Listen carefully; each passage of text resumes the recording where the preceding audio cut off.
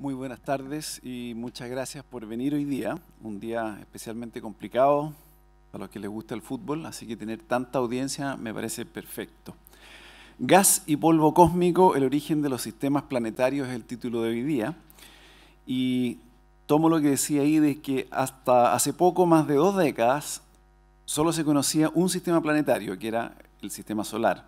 Gracias a la nueva generación de telescopios que se encuentra en Chile hoy, se sabe que prácticamente todas las estrellas del cielo tienen planetas a su alrededor, pudiendo observarse la formación de nuevos sistemas planetarios en forma directa. Lucas Ciesa, aquí a mi lado, explicará cómo inmensas nubes de gas y polvo han dado origen a los planetas de nuestra galaxia. Lucas obtuvo su doctorado en astronomía en la Universidad de Texas, Austin, en 2007. Fue investigador postdoctoral de la NASA durante 6 años en la Universidad de Hawái, primero con la beca del telescopio espacial Spitzer y luego con la beca Carl Sagan. Actualmente es director, Lucas, del Núcleo de Astronomía de la Universidad Diego Portales y director alterno del Núcleo Milenio de Discos Protoplanetarios. Es el Principal Investigator del Laboratorio de Polvo Cósmico recientemente constituido en la UDP y ha publicado más de 70 artículos ISI con más de 3.300 citas en discos protoplanetarios y su evolución, incluyendo el último Annual Review en el campo con más de 400 citas. Entonces, sin más, dejo con ustedes a Lucas Ciesa. Gracias, Lucas. Muchas gracias, Rodrigo. Hola, ¿me escuchan? Hola. Bueno, muchas gracias a todos por venir. Bienvenidos. Soy Lucas Ciesa, el director del Núcleo de Astronomía del UDP, y hoy les voy a hablar sobre mi área de investigación, que es la formación de sistemas planetarios. No sé si me pueden poner la pantalla porque estamos para empezar la presentación. Ahí está.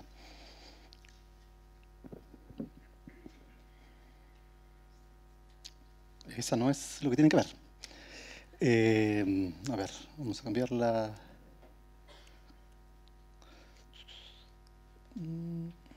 Ahora sí. Okay. A modo de introducción, les voy a hablar sobre el sistema solar.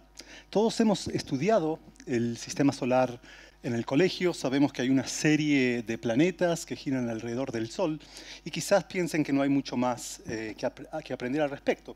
Pero es realmente interesante ver cómo ha evolucionado la visión del ser humano del sistema solar a lo largo de la historia de la humanidad, incluso en tiempos muy recientes. Algunos de ustedes sabrán que Plutón dejó de ser un planeta hace tan solo 10 años. Así que luego lo voy a explicar por qué.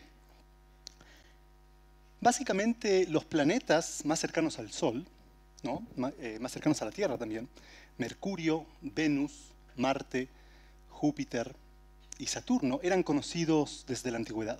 Y eso es porque son visibles a simple vista, sin la necesidad de un telescopio. Y de hecho, algunos de estos objetos son los más brillantes del cielo nocturno. Venus es el lucero, ¿no? Parece a simple vista, parece una estrella, pero no lo es. La mayoría de las estrellas mantienen sus posiciones relativas fijas y por eso forman constelaciones, ¿no? Pero estos planetas se mueven en relación a estas constelaciones a lo largo del año. Incluso estos planetas desarrollan algunos movimientos retrógrados, una especie de rulo. Primero se mueve para un lado y después para el otro. Y por esto se denomina la palabra planeta, ¿no? Viene del griego planete, que quiere decir errante o vagabundo. Porque para los griegos los planetas eran estrellas errantes y vagabundas que se movían por el cielo.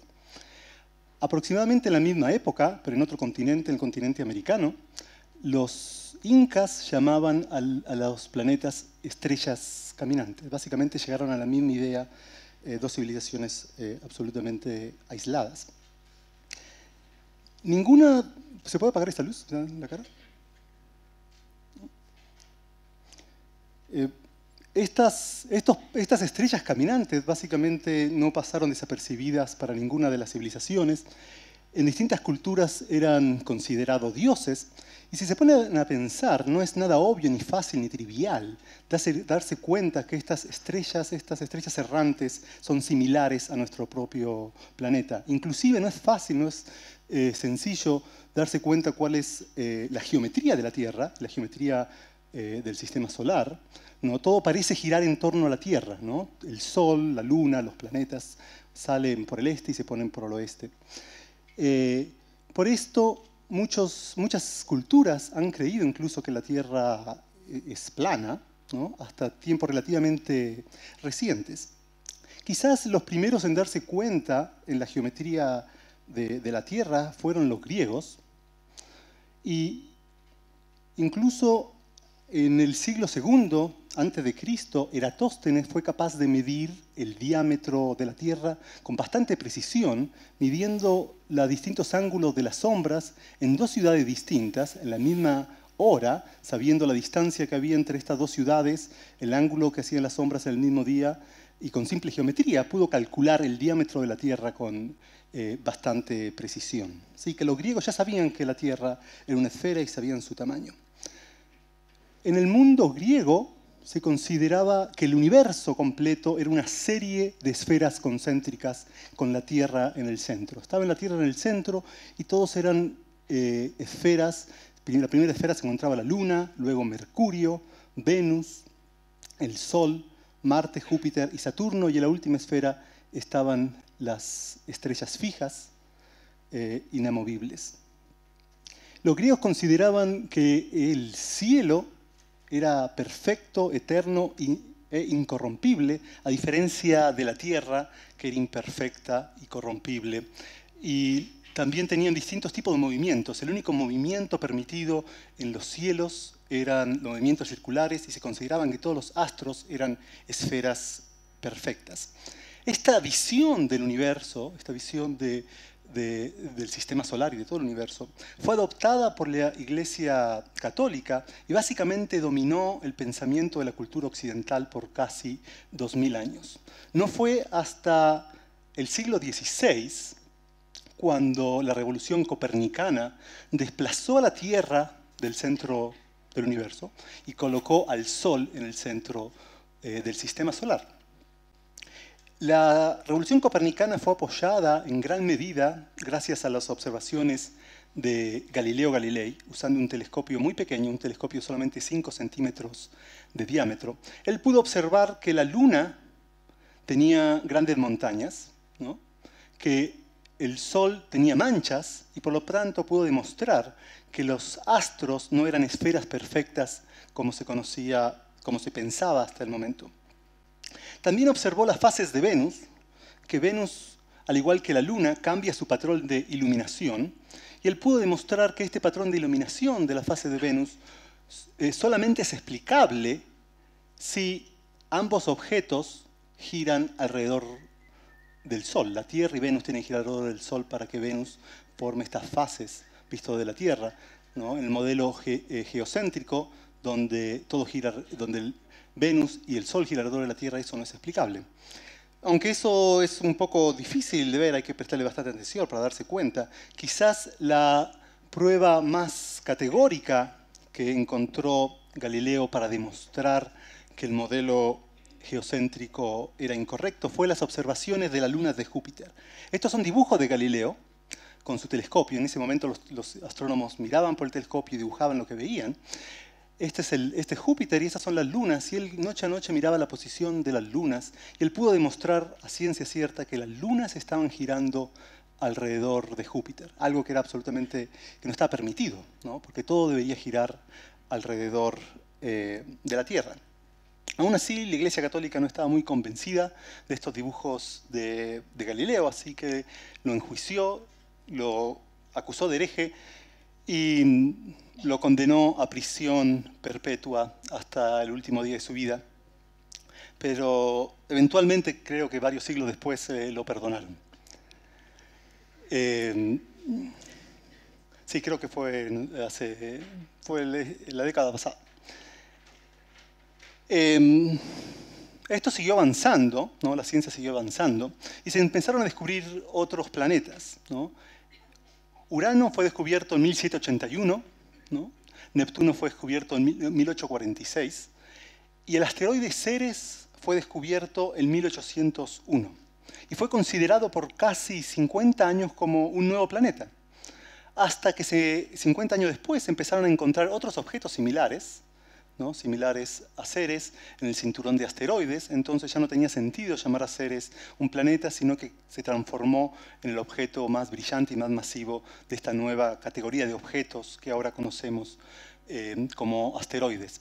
Algo muy similar pasó con Plutón. Plutón fue descubierto en 1931 y fue considerado un planeta hasta tiempo muy reciente, hasta la década del 2000, cuando se empezaron a encontrar una nueva familia de objetos, unos objetos que están más allá de la órbita de Neptuno y de los cuales Plutón ni siquiera es el más grande. Hay objetos como Eris que son más grandes que Plutón y básicamente por eso Plutón dejó de ser un planeta. Ahora es uno de los tantos objetos neptunianos.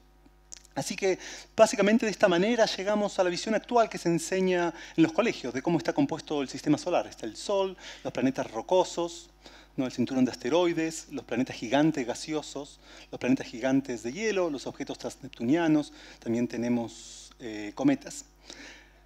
Pero este tipo de imagen que uno ve típicamente en los libros de textos es bastante engañosa, porque realmente no contempla, no mantiene las relaciones de tamaños y distancias reales.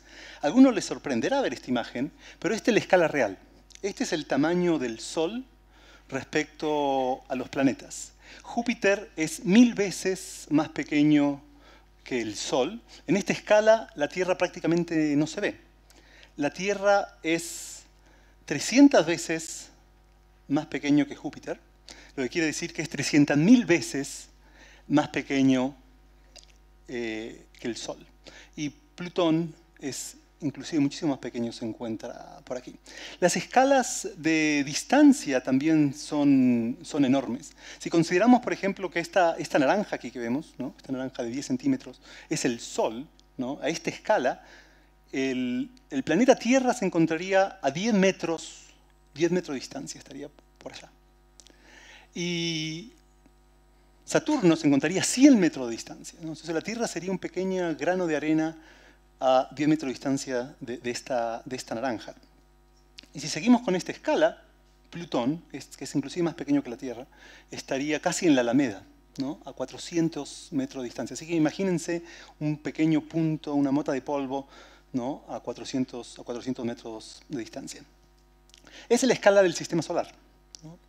Pero si nos vamos aún más lejos y consideramos que el Sol sigue siendo esta naranja de 10 centímetros, ¿no? La próxima estrella, Próxima Centauri, estaría a 3000 kilómetros de distancia, ¿no? La galaxia contiene cientos de miles de millones de estas naranjas, pero la distancia típica entre las naranjas son miles de kilómetros, y que la galaxia está realmente vacía. Las escalas de tiempo también son muy, muy grandes cuando hablamos de sistemas planetarios. La Tierra, el Sol y todos los planetas del sistema solar tienen 4.500 millones de años. Eso es 1/3 de la edad del universo. Y si condensamos toda la historia de la Tierra en un calendario de un año, ¿no? 365 días, y consideramos que la Tierra se formó el 1 de enero, y hoy estamos en el último segundo, el 31 de diciembre, en esta escala un día equivale a 12 millones de años, y un segundo equivale a 142 años.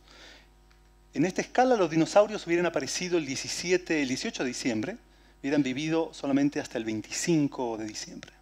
Y Aristóteles hubiera nacido hace 16 segundos, y como la mayoría de los seres humanos hubiera vivido medio segundo, ¿no? El orden de la mitad de estos 142 años. Entonces ustedes se preguntarán, siendo que el sistema solar es tan antiguo, todo queda tan lejos, ¿cómo hacen los astrónomos? ¿Cómo hacemos para intentar investigar la formación de estos sistemas planetarios, ¿no? ¿A qué nos dedicamos? Resulta que la teoría básica de la formación del sistema solar, en ese momento, hasta hace 20 años, el único sistema planetario que se estudiaba era el sistema solar, el único que existía, Pero la teoría básica de la formación del sistema solar, en su forma más cruda, digamos, data del siglo XVI, cuando Immanuel Kant propuso que el sistema solar se había formado a partir de una nube de gas y de polvo que había colapsado por su propia gravedad y había formado un disco, y de este disco se formó el Sol y se formaron los planetas. La formación de este disco puede ser entendida en base a la ley de conservación de momento angular, que dice que cuando un sistema se contrae tiene que empezar a girar más rápido. Y quizás el ejemplo más común que se utiliza es la de una patinadora que cierra sus brazos y cuando lo hace empieza a girar más. Seguramente lo han visto en las Olimpiadas que eso sucede. Esto es algo, un fenómeno.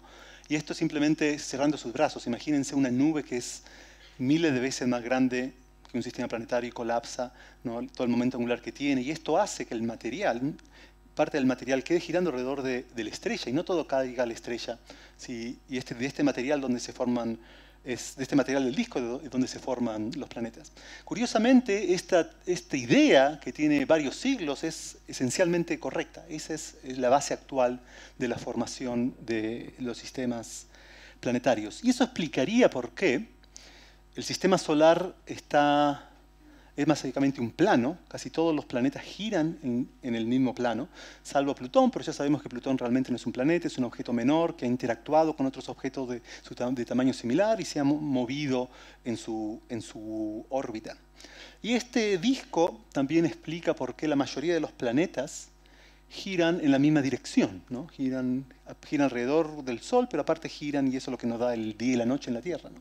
Todos los planetas giran, la mayoría lo hacen en la misma dirección, salvo algunas excepciones como Venus, que gira para el otro lado, y Urano, que está prácticamente inclinado. Y se cree que estas excepciones se deben al proceso mismo de formación planetaria, que es un conjunto de choques constantes. Pero más allá de esta idea de Immanuel Kant de cómo se formó el sistema solar, resulta que los astrónomos tenemos mucha suerte, por lo menos los que estudiamos formación planetaria, porque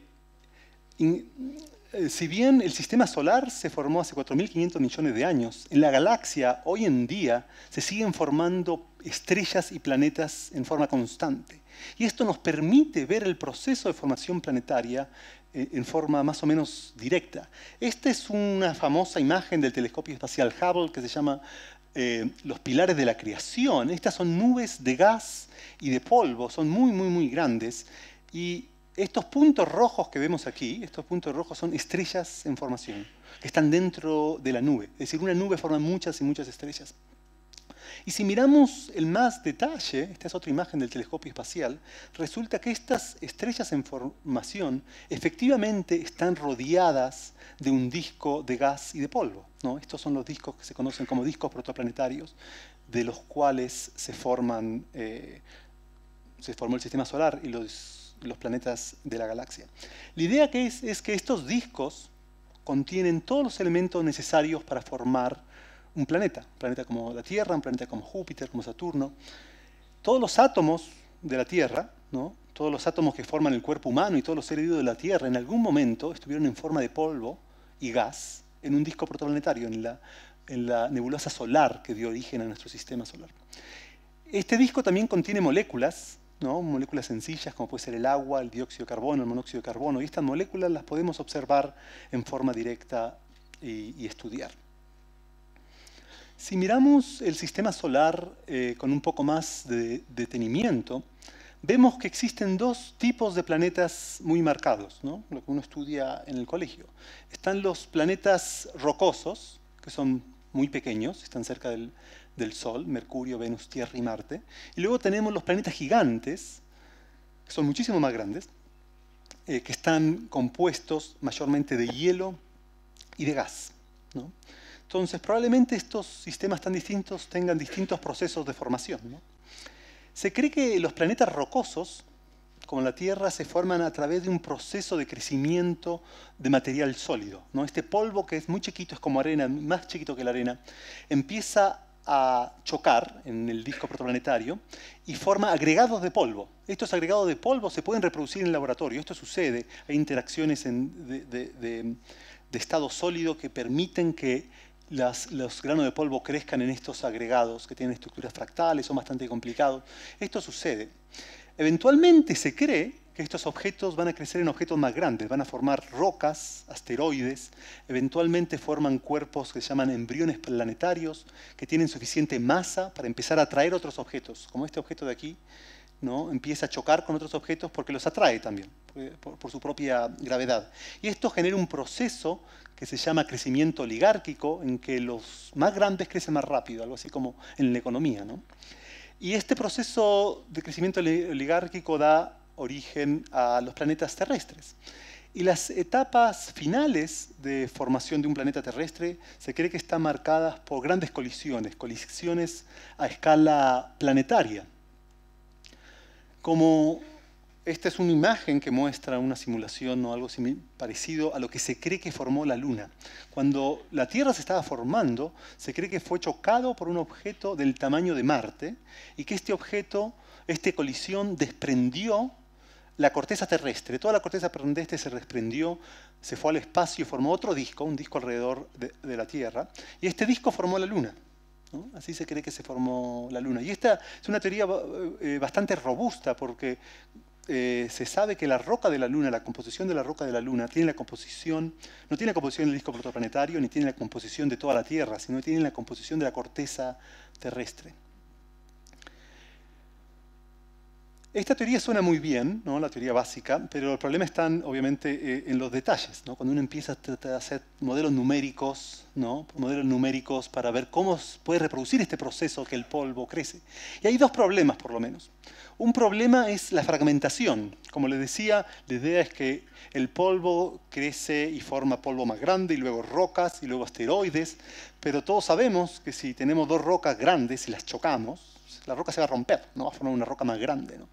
Y eso se puede estudiar en el laboratorio y eso sucede. Es una barrera bastante complicada que no se sabe, no tiene solución todavía. Cómo se llega de pequeños objetos que se mantienen por fuerza electrostática, básicamente, a objetos macroscópicos más grandes sin que estos se fragmenten. Hay otro problema que es la migración radial, que es un poco más difícil de entender, pero tiene que ver con que las rocas, los asteroides con los cuales se forman los planetas, se están moviendo en un medio gaseoso, en el disco protoplanetario, que es 99% gas, ¿no? Y por razones técnicas, las rocas se mueven más rápido que el gas. Entonces, como este perro que está sacando la cabeza andando en auto, siente un viento muy fuerte, porque no porque la atmósfera se mueva, sino que él se está moviendo con respecto a la atmósfera, ¿no? Lo mismo sienten los asteroides, ¿no? Los pedazos, los ladrillos con los cuales se están construyendo los sistemas planetarios, sienten un viento muy fuerte, y este viento hace que pierdan energía, pierdan momento angular, y muy rápidamente caigan a la estrella, y desaparezcan y no tengan la posibilidad de formar planetas. Y esto es algo que todos los modelos numéricos reproducen, no hay manera de superar estos problemas. La formación de los planetas gigantes es aún más complicado, porque primero uno tiene que formar una supertierra, un objeto muy grande, un objeto 10 veces más masivo que la Tierra, para que este objeto tenga la suficiente gravedad para atraer las atmósferas de los planetas. Júpiter es 300 veces más masivo que la Tierra, pero tiene un núcleo que es 10 veces la masa de la Tierra. Y esta es la masa que se necesita para atraer el gas, ¿no? El gas está formando, este es el disco, está formando el planeta, y cuando llega a una masa crítica, su gravedad es suficiente que empieza a atraer el gas y forma la atmósfera, que es más del 90% de la masa del planeta. Pero hay un problema que es bastante severo, que es que se cree, más que nada se sabe, que si uno mira todos los discos protoplanetarios y las edades de las estrellas, solamente las estrellas que tienen menos de 3 millones de años tienen un disco protoplanetario. Los discos protoplanetarios desaparecen en 3 millones de años. Y esto es un problema porque uno tiene que producir una supertierra, un objeto 10 veces más grande que la Tierra, antes que el gas desaparezca, porque si yo formo el núcleo de Júpiter y el gas ya desapareció, no hay ningún gas para formar sus atmósferas. Así que este es un problema bastante severo para la formación de los planetas como Júpiter. Y es tan severo que algunos astrónomos creen que en realidad es muy difícil formar un planeta como Júpiter que tiene un núcleo, que la mayoría de los planetas gigantes se forman de una manera completamente distinta. Se forman en un proceso mucho más rápido, que es el colapso gravitacional de sus discos.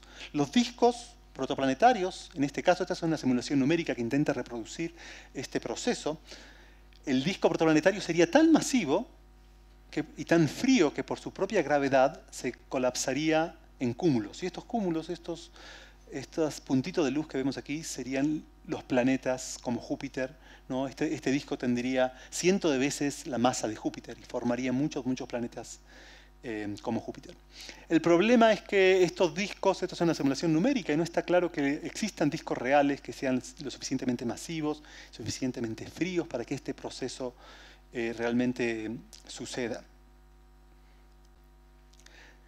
También nos podemos preguntar, ¿no? ¿Por qué hay dos tipos de planetas? ¿Por qué hay dos tipos tan distintos, ¿no? Están los planetas rocosos, y en particular Marte muy pequeño, ¿no? Y al lado de Marte, el siguiente planeta es un planeta gigante, el Júpiter, el planeta más grande de todo el sistema solar. Y todas las teorías de formación planetaria dicen que esto tiene que ver con lo que se denomina la línea de hielo.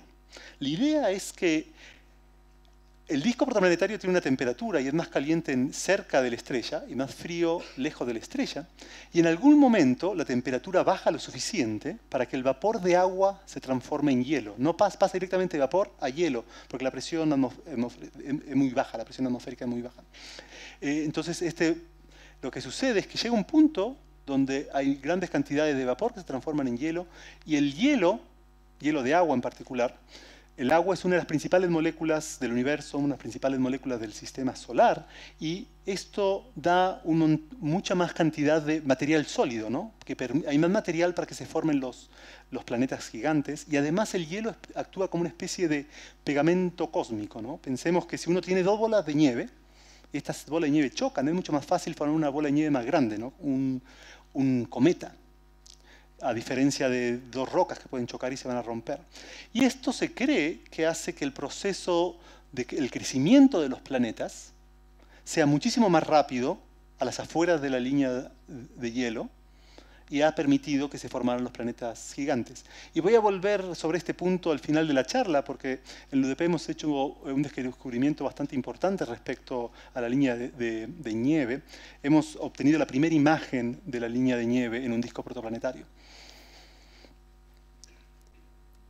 Pero bueno, más allá de todas las dificultades que tiene el ser humano para entender el proceso de formación planetaria, el hecho es que en los últimos años hemos descubierto que prácticamente todas las estrellas que vemos en el cielo tienen planetas, ¿no? Esto quiere decir que el proceso de formación planetaria es muy eficiente. Esto también quiere decir que en la galaxia hay cientos de miles de millones de planetas.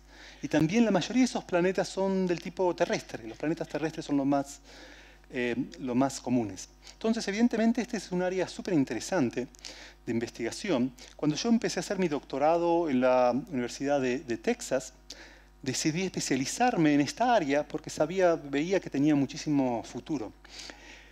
Y en aquel entonces, la NASA acababa de poner en órbita un telescopio espacial Spitzer, que vemos aquí, un telescopio bastante pequeño, que es un telescopio infrarrojo, es decir, que observa longitudes de onda más largas que la que puede observar el ser humano. Y son longitudes de onda que ni siquiera atraviesan la atmósfera. Para observarlas hay que ir al espacio.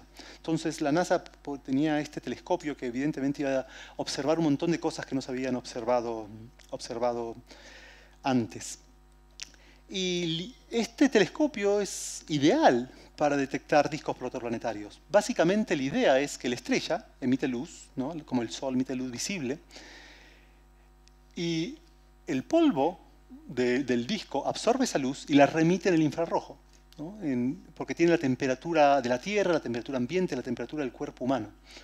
Y con ese telescopio es básicamente trivial identificar las estrellas que tienen un disco protoplanetario. Uno toma una imagen de una región de formación estelar, como esta, es una imagen que tomé para mi doctorado, y vemos inmediatamente que hay dos tipos de estrellas, están las azules y las rojas. Y las estrellas rojas son las estrellas que emiten el infrarrojo porque están rodeadas de un disco. Y con este telescopio pudimos hacer grandes catálogos de discos protoplanetarios en todas las regiones de formación estelar cerca del sistema solar. Y si bien el telescopio solamente permite ver puntos de luz, no tenemos gran detalle, nos permite identificar dónde están estos objetos para estudiarlos con otros instrumentos a futuro. Cuando terminé mi doctorado, en el 2007, ya se sabía que se estaba construyendo un super mega telescopio que se iba a llamar ALMA y iba a revolucionar el área de investigación. Así que decidí irme a Hawái, no para hacer surf, porque nunca hice, ni por la playa, sino para utilizar este instrumento. Este instrumento era uno de los prototipos de ALMA. Entonces dije, bueno, ALMA es lo que yo voy a utilizar el resto de mi carrera. Es realmente una misión que va a tener muchos años de vida, va a ser realmente revolucionario. Voy a ir a Hawái a aprender a usarlo. Y estas son unos tipos de imágenes que nosotros tomamos con el prototipo de ALMA. A diferencia de Spitzer, que daba solamente un punto de luz, con este telescopio uno puede ver el tamaño del disco, ¿no? Puede ver algunos detalles. Y estos son imágenes de los discos, y una de las cosas que encontramos es que tenían grandes agujeros. Estos son todas a la misma escala espacial, y esta es la escala del sistema solar. Estos agujeros son más grandes que el sistema solar. Estos discos generalmente son más grandes que el sistema solar. Y la idea es que estos discos tienen agujeros porque el material faltante está siendo incorporado a los planetas. Estamos viendo el proceso de formación planetaria, como sucede en este momento. Eventualmente ALMA se terminó de construir, ¿no? También por eso decidí venir a Chile a trabajar con ALMA. Y ALMA es un telescopio extraño, ¿no? Si ustedes lo ven, en realidad es un conjunto de antenas, ¿no? No es un telescopio como los que pueden estar acostumbrados. Y como es un conjunto de antenas, funciona un poco distinto. Y si ALMA separa sus antenas a 1 kilómetro, funciona como un telescopio de 1 kilómetro, ¿no? Tiene el poder de un telescopio de 1 kilómetro. Y si lo separa a 10 kilómetros, funciona como un telescopio de 10 kilómetros de diámetro. ALMA se terminó de construir se empezó a observar aproximadamente en el 2011, pero en el 2014 logró separar sus antenas, ¿no? Llegar a su poder máximo de 13 kilómetros de distancia. Estaba funcionando como un telescopio de 13 kilómetros de diámetro. Y decidió observar varias cosas. Una de las cosas que observó por primera vez fue un disco protoplanetario que se eligió simplemente porque era muy brillante, no por ninguna razón científica. Era muy brillante, era fácil de observar, era relativamente rápido. Y esto fue lo que detectó, ¿no? Encontró un disco que tiene el tamaño del sistema solar, un poco más grande. Esto quizás eran 2 veces la distancia del Sol a Plutón. Y encontró una serie de anillos concéntricos, que todavía no sabemos qué son. Hay muchísimos papers, muchísimas teorías, muchísimas ideas de qué puede ser esto. Pero la tendencia general es pensar que estos surcos están hechos por planetas en formación. Y aparte de ser sorprendente por el nivel de detalle que podemos ver, es súper interesante porque esta estrella en particular tiene medio millón de años, ¿no? Es una estrella muy, muy joven para la teoría de formación planetaria. Y estos surcos, algunos están a 100 veces la distancia que separa la Tierra del Sol. Y no hay ninguna teoría de formación planetaria que pueda explicar, ni siquiera empezar a explicar, cómo se puede formar un planeta a 100 veces la distancia de la Tierra del Sol en menos de 1 millón de años. Evidentemente, el proceso de formación planetaria es muchísimo más eficiente de lo que pensábamos hasta hace poco tiempo. Mucha gente pensaba, cuando la primera vez que la vio, pensaba que era una simulación numérica, que eso no era real. Esta imagen es una de las más famosas de ALMA ahora, pero claramente no es una imagen única. El segundo disco protoplanetario que se observó fue un disco que es el disco más cercano al sistema solar, ¿no? Era como algo obvio para hacer, y se observó también, el disco anterior se observó el año 2014, este se observó el año pasado, y básicamente se detectó lo mismo, una estructura de anillos concéntricos, y en este caso, como el objeto está mucho más cerca, el nivel de detalle es mayor, por eso dice que es la mejor imagen de un disco protoplanetario. ¿no? Con mayor nivel de resolución, de detalle espacial. Y en esta escala, el anillo interior tiene el diámetro, ¿no?, de la órbita de la Tierra. Es decir, que podemos estar viendo la formación de un planeta similar a la Tierra, un planeta terrestre. Y aquí está la fecha de publicación. Estos son resultados muy, muy recientes. Pero no todos los discos protoplanetarios son así, ¿no? Estos son los dos primeros que se observaron con ese nivel de detalle, resultaron ser así, pero hay otros que son muy distintos. De hecho, algunos ni siquiera parecen un disco. Esta es la observación de ALMA del gas, que parece una dona, ¿no? Y la idea es también falta material en el centro, porque ese material ya se transformó en planetas. Pero esto es el gas y esto es el polvo. Si vemos el polvo, se ve que toda la emisión del polvo del disco viene de una sola región, ¿no? Parece como una especie de banana o papa alargada. Y la interpretación de esto es que lo que estamos viendo es una especie de remolino cósmico, una gran tormenta que hace que acumula todo el polvo en un solo lado.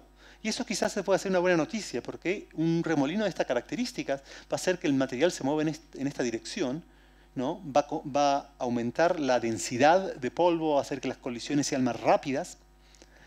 Y también va a evitar que el material migre, ¿no?, que estos asteroides caigan a la estrella. Pero hay un solo problema, es que de acuerdo a la teoría, para generar estos remolinos hay que tener un planeta en formación primero. Hay que tener un planeta y luego hacer este remolino. Entonces tampoco soluciona el problema, porque es como el huevo y la gallina. ¿De dónde se formó este planeta? No se sabe, ¿no? Pero bueno, son unos clues que nos está dando la naturaleza. Esta es otra imagen súper interesante.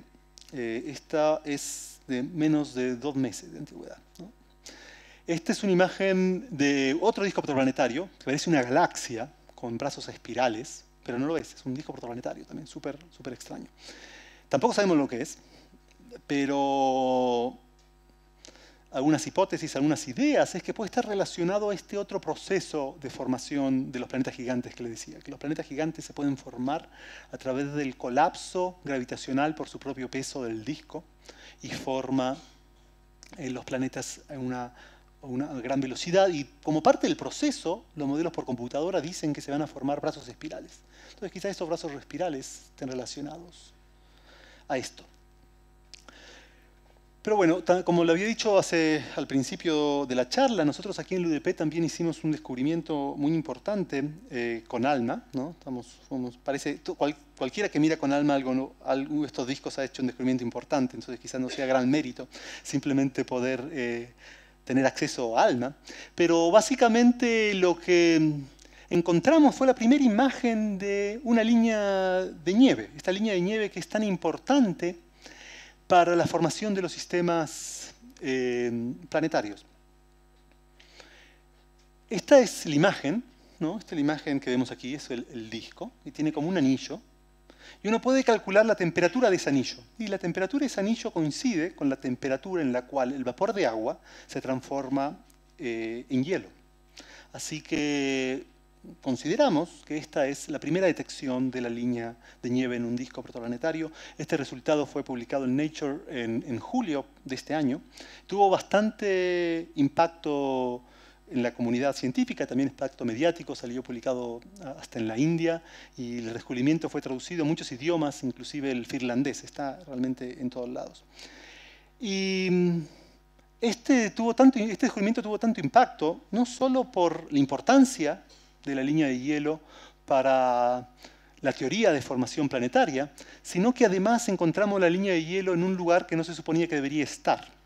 El sistema que lo encontramos se llama B883 Ori, y es una estrella similar al Sol, un 30% de la masa del Sol, y en base a la masa y la luminosidad de la estrella, uno pensaría que la línea de nieve debería estar a 5 unidades astronómicas, 5 veces la distancia que separa la Tierra la Tierra del Sol, o la distancia que separa Júpiter del Sol.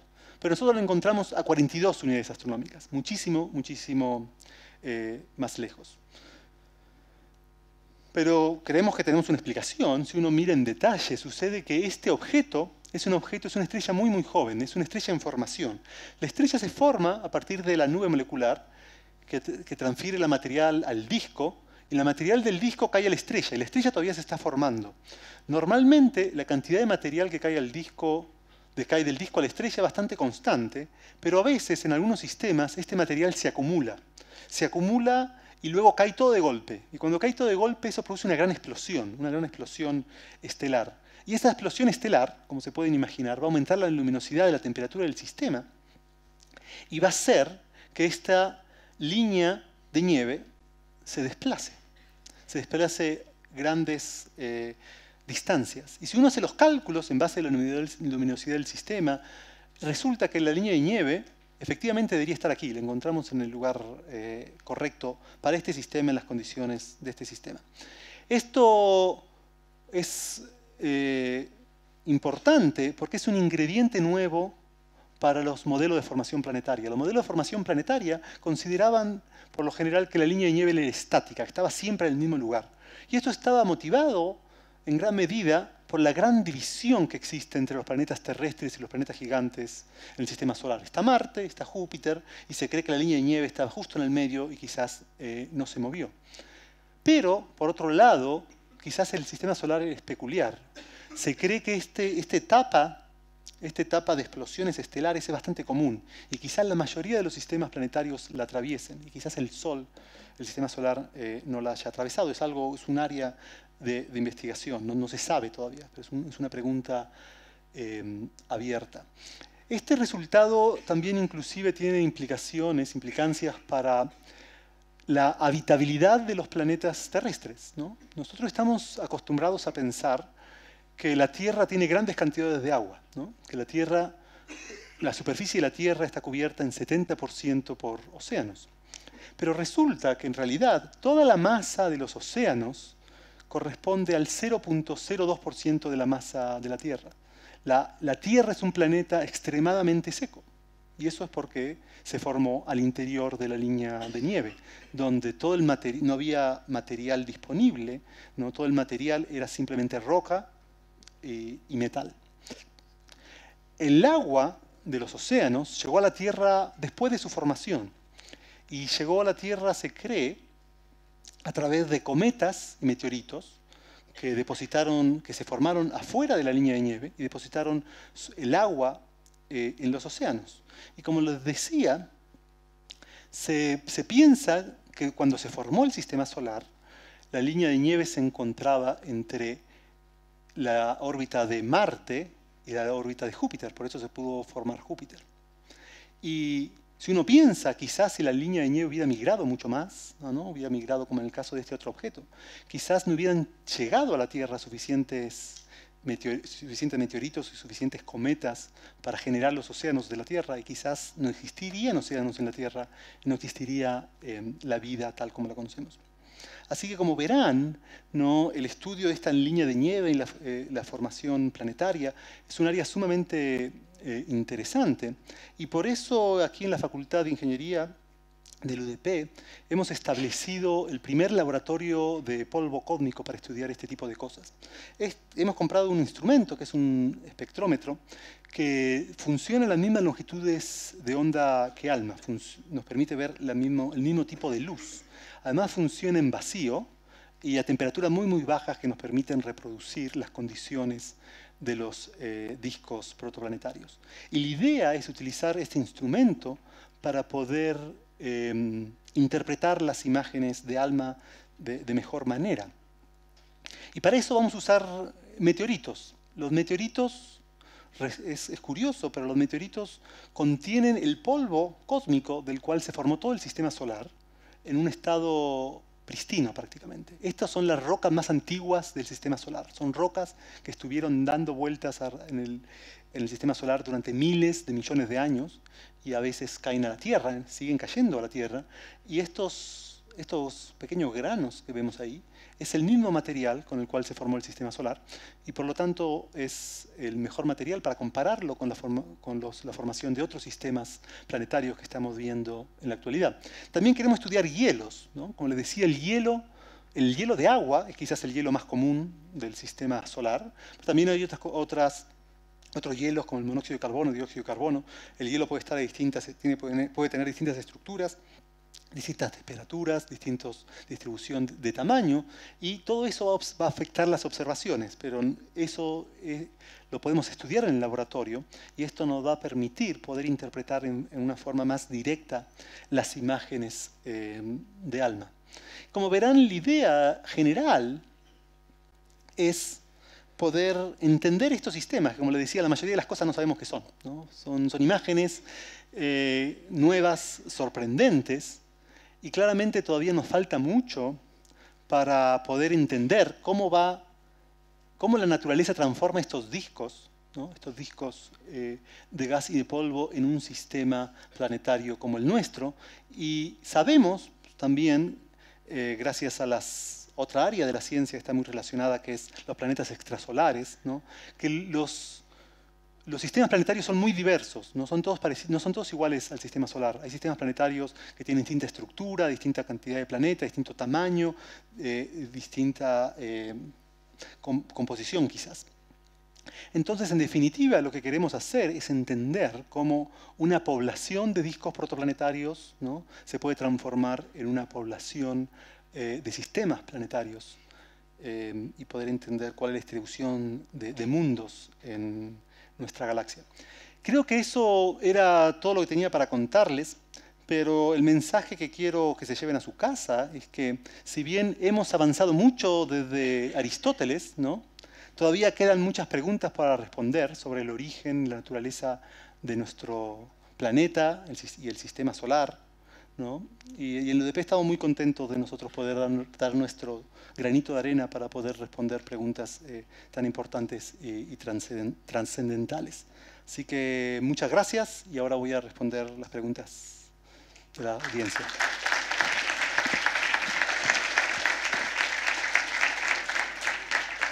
Muchas gracias, Luca.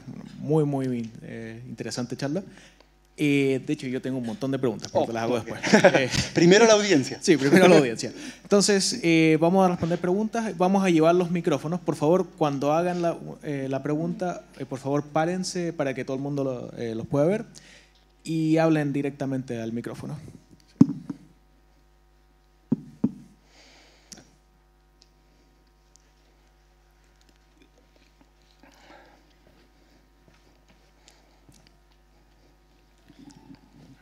Muchas gracias. Dos preguntas de aclaración. Usted dijo que hay dos grandes misterios en la formación de planetas. Primero, el problema de la fragmentación, y segundo, el problema de la migración. De la migración. Pero después, más tarde, me pareció que había usted dijo cosas que podrían ser una solución a estos misterios. Y yo me pregunto en qué medida son o por qué no son. Al problema de la fragmentación, usted habló de la línea de hielo, y que más allá de la línea de hielo se forma, es más fácil imaginar cómo se forman cuerpos más grandes. Entonces me pregunto si eso es la solución al problema de la fragmentación, por ejemplo, en particular al problema de cómo se pudo formar el núcleo masivo de Júpiter, o si no, ¿por qué no es la solución a este problema? Y con respecto al problema de la migración, usted mostró en las imágenes estos anillos que parecen ser como, parece como si una planeta en formación libera como una vía en esta nube. Entonces, me pregunto si eso es la solución al problema de la migración. Es saber que en una planeta, cuando se forma, va a liberar, limpiar, por así decirlo, sí, más rápidamente una órbita y después ya no perder de velocidad. Bueno, gracias. Voy a responder la segunda pregunta primero, que es bastante técnica, pero la respuesta es que los anillos no solucionan el problema, porque si uno hace los detalles numéricos, lo que sucede con estos anillos es que todo el sistema va a migrar. Estos anillos también van a migrar. Y hay varios tipos de migraciones, ¿no? Y hay algunos que se pueden solucionar. La presencia del anillo va a solucionar un tipo de migración, pero el sistema en general va a migrar. Esto no es la solución completa, es parte de la solución. Y respecto a estas estas grandes tormentas, esto puede ser una parte de la solución también, pero no puede ser la solución completa porque decía, como le decía durante la charla, para crear este tipo de tormentas se requiere un planeta que ya esté formado. Entonces, solucionamos para un planeta, pero requiere la formación de otro planeta que no sabemos cómo se forma. Entonces, el problema se mantiene. Respecto a la fragmentación, claramente la línea de nieve ayuda mucho para la formación de los planetas gigantes, pero no va a ayudar para la formación de los planetas rocosos. Y los planetas rocosos, el problema de la fragmentación ocurre muy, muy temprano, cuando son objetos pequeños de 1 metro, ¿no? O 10 centímetros, objetos muy, muy pequeños. Entonces, muchísimo antes de llegar a los planetas gigantes, tenemos este problema que todavía no tiene solución. Obviamente hay una solución, porque la naturaleza lo hace de forma muy fácil y sencilla, pero todavía no sabemos cuál es. ¿Hay más preguntas?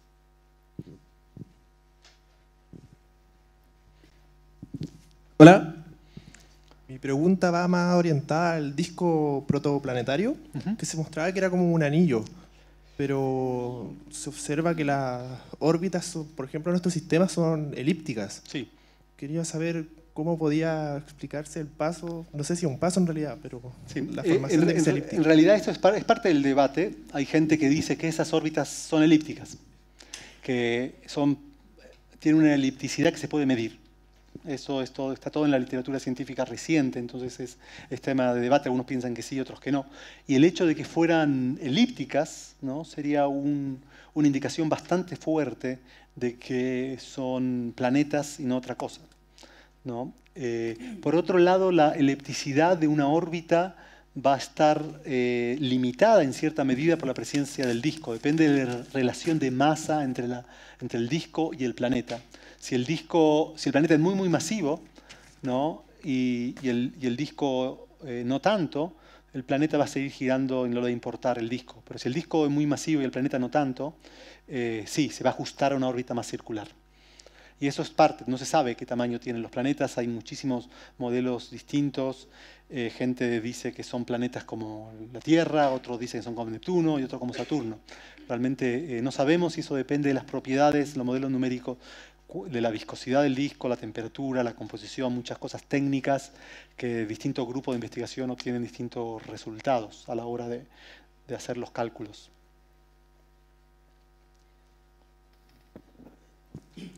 Hola, me gustaría si pudiera repetir cuando habló de que la Tierra originalmente no tenía agua, como que llegó el agua después de la línea de nieve. Sí. Ya que en realidad era como agua era el 0,002% de su masa. Sí.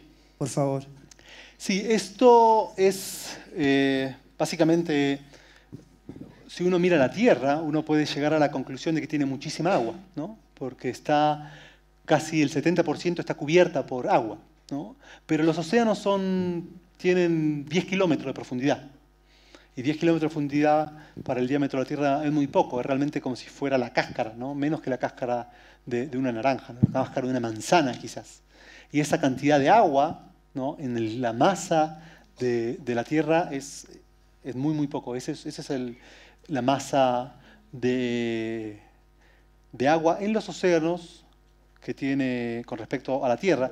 La verdad es que la masa de agua total de la Tierra que hay en el manto y que hay en el núcleo no se sabe, ¿no? Realmente no sabemos. Sí sabemos la masa de los océanos con mucha precisión, pero no sabemos. Lo que sí sabemos es que la cantidad de agua que tiene la Tierra es mínima comparado con los planetas como Urano y Neptuno, que están compuestos mayoritariamente de hielo, de agua.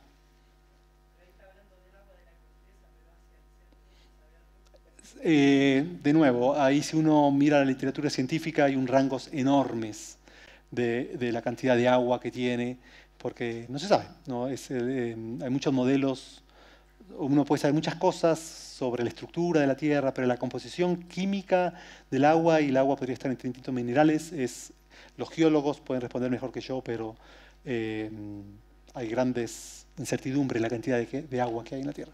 pero definitivamente menor que los grandes planetas, ¿no? La composición, uno puede saber la densidad, ¿no? La densidad de la Tierra, ¿no? Es consistente con que la mayor cantidad de material es roca y metal, ¿no? Versus los otros objetos que tienen la densidad del agua prácticamente. ¿Viene alguien más? Hola, agradecer la charla que estaba súper buena. Y nada, preguntar qué tipo de estudios se quieren hacer en el sentido como de utilizar los asteroides, como a modo simple. ¿Qué tipo de estudios se pretenden hacer y cómo los pretenden hacer? Claro, eso es una pregunta súper interesante y bastante técnica, pero la idea es bastante sencilla. Nosotros agarramos este meteorito, por ejemplo, y lo hacemos polvo, ¿no? Literalmente, ¿no? Lo transformamos en pequeñas partículas de polvo y eso se pone en el instrumento, se atraviesa un rayo de luz, ¿no? Y sabemos qué cantidad de luz hay y qué cantidad de luz nos llega, y eso nos permite saber cuál es cuánto luz absorbe y emite ese material. Y eso lo que nos permite hacer es traducir las observaciones estos son intensidad. Nosotros vemos la cantidad de luz que nos llega, que detecta ALMA. Pero para hacer un trabajo físico, uno necesita transformar esa intensidad en masa. Quiere saber cuánta masa total tiene el disco, ¿no? Y no solamente el disco total, sino en distintos anillos. Como va cambiando la composición química, ¿no? Porque esta composición química va cambiando, va a haber cada vez más hielo, por ejemplo, hacia afuera. Eso van cambiando las condiciones y uno quiere saber, por ejemplo, a ver si estoy aquí, cada uno de esos anillos que vemos en esta estrella, ¿cuánto material faltante hay, por ejemplo? Yo quiero saber cuál es la masa de ese planeta. Una de las formas de verlo es calcular cuánto material faltante hay, y para saber necesito esa transformación de cómo la intensidad se transforma en masa, ¿no? Para hacer la interpretación. Y esto lo podemos hacer en función de longitud de onda, en función de temperatura, en función de estructura, ¿no? En función de composición del polvo. Buenas tardes. Buenas tardes. Mire, como usted decía que el porcentaje de agua en la Tierra es mínimo y que llegó a través de estos asteroides, quisiera saber, a lo mejor, no sé, pienso, puede ser la fuerza de gravedad, lo ignoro, no lo sé, pero estos asteroides tienen que haber caído en algún otro planeta rocoso. Sí. ¿Qué hizo que esos planetas no retuvieran el agua? No sé si tuvo algo que ver la fuerza de gravedad, la cercanía al Sol, la línea de hielo que usted comenta. Sí, todo eso tiene que ver. Y básicamente, para explayarme un poco más, básicamente, por ejemplo, Marte, se sabe bastante a ciencia cierta que tuvo en su momento mares, ¿no? Marte tuvo mares y luego los perdió por distintas razones. Quizás mucho material fue absorbido por la corteza, ¿no? Tiene que ver también con la actividad geológica, la generación de gases, pero también tiene que ver con todas las cosas que usted dijo, ¿no? La distancia de la línea de nieve, la gravedad. Si un objeto es más grande, como la Tierra, va a traer más cometas y asteroides, ¿no? Que si un objeto es más pequeño como Marte. Respecto a eso es algo bastante reciente, porque por mucho tiempo se pensó que la mayoría del agua venía de los cometas, ¿no? Porque los cometas son casi en su totalidad son hielo, ¿no? Entonces tenía mucho sentido. Pero después misiones espaciales han estudiado la composición isotópica del agua, ¿no? Es decir, la relación entre al nivel atómico de las distintas moléculas de agua, y han llegado a la conclusión que el agua de la Tierra se parece, por lo menos la de los océanos, se parece más al agua que tienen algunas familias de asteroides que a los cometas. Y esto es interesante porque, a ver, vamos a volver a la parte de aquí. Si eso es así, la mayoría de los cometas están a distancias muy, muy grandes, ¿no? Inclusive más allá de la distancia de Plutón. Entonces, si venían de los cometas, no sería mucho problema el movimiento de la línea de hielo, porque de todas maneras llegarían los cometas. Pero si viene de los asteroides, vendrían muy cerca, vendría en el cinturón de asteroides quizás el agua. Y ahí un pequeño movimiento de la línea de hielo quizás pudiera tener un efecto bastante más grande. Pero tampoco hay un consenso sobre el origen del agua en la Tierra. Pero se cree que mayormente vino de los asteroides, en vez de los cometas. Buenas. Primero que nada, gracias. Tengo una duda respecto al tamaño del polvo cósmico, sí. Porque se supone que si es muy pequeño, las leyes de la gravedad no alcanzan a regirlo, entonces entraríamos a pensar que son del tamaño de las partículas de la mecánica cuántica, y si son tan pequeños, teóricamente se moverían casi a la velocidad de la luz. Entonces, ¿cómo comienzan a condensarse y juntarse? Bueno, eso es una historia, bueno, si uno piensa, tiene que venir de dónde viene todo esto, ¿no? Y este polvo ya viene de las nubes moleculares, ¿no? Ya está en las nubes moleculares. Y si queremos ver de dónde viene de las estrellas, ¿no? La evolución de las estrellas cuando forman todos esos elementos químicos en su interior, ¿no? Y eventualmente evolucionan y se enfrían. Estrellas como el Sol básicamente liberan toda su atmósfera y cuando se enfrían generan polvo. Y este polvo es muy pequeño, son micrones, son muy chicos. Pero se cree que el crecimiento del polvo sucede muy temprano, inclusive en las nubes moleculares crece un poco más. Y en el proceso de formación de las estrellas, a ver si me encuentro por aquí, este proceso, donde se forma la estrella del disco, también hace que el polvo crezca, ¿no? Y cuando llegamos a un disco protoplanetario, los que estudiamos normalmente, se cree que la mayoría del polvo está en objetos de 1 milímetro. Y por eso es la longitud de onda que observa ALMA. Y hay otro problema también, que después cuando este polvo crece más allá de 1 milímetro, ALMA se transforma invisible para ALMA. Y hay que observar la longitud de onda más grande, de radio, y después, cuando tienen este tamaño, no los podemos observar, son absolutamente invisibles.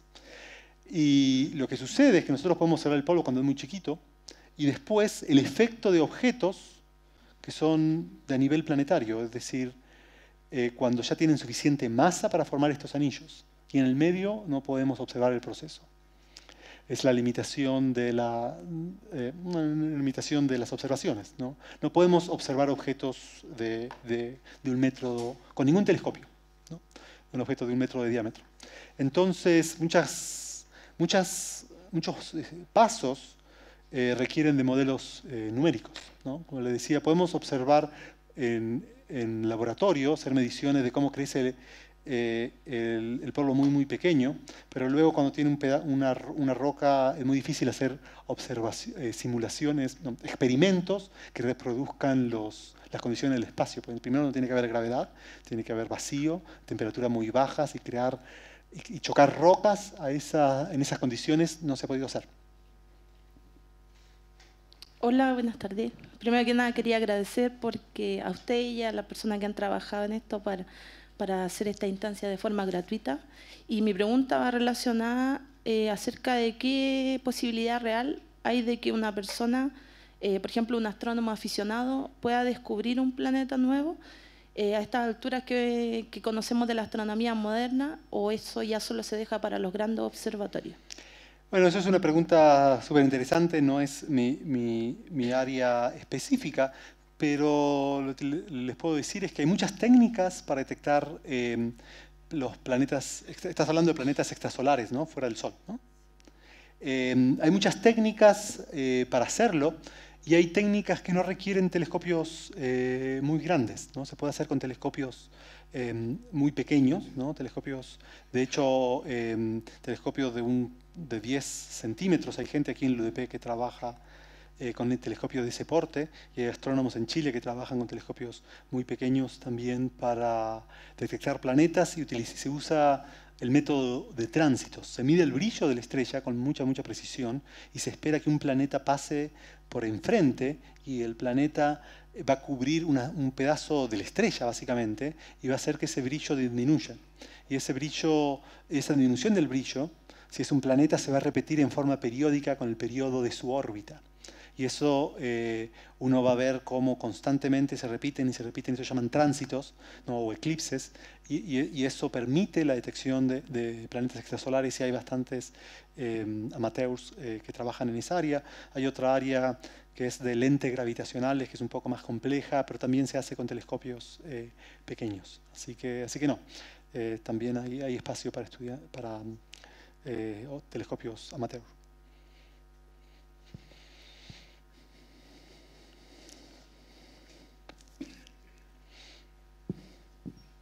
Gracias. Hola. Hola. Agradezco profundamente la charla y esta instancia. Okay. Bueno,